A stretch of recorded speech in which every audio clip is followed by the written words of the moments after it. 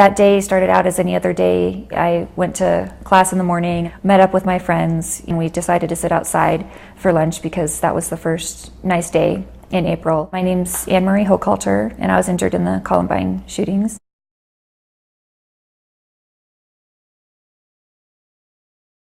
Before I was injured, I was a very, very, very shy person. It forced me to come out of my shell.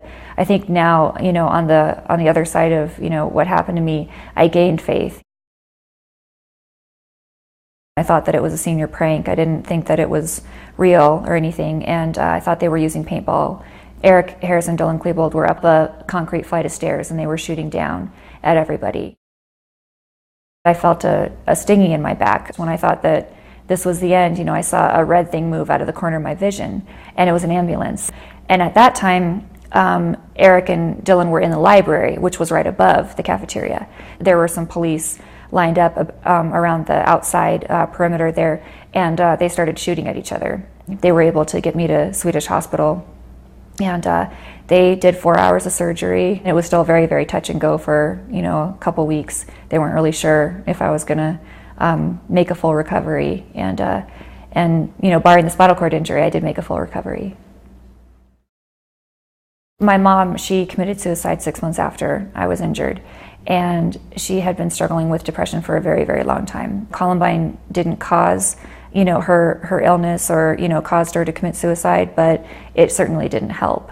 It was in October, and she decided to go to a pawn shop and get a gun, and she shot herself. I know that dealing with my mom's death was very much harder than what happened at Columbine. Just because I think that it shocked me because I was injured by a gun, and the fact that she committed suicide with one was very hard to understand, and I was still recovering, and you need your mom, and so it was just really, really hard. And I struggled, a lot with, anger towards her and over what she did, but now I'm at a better place where I can understand.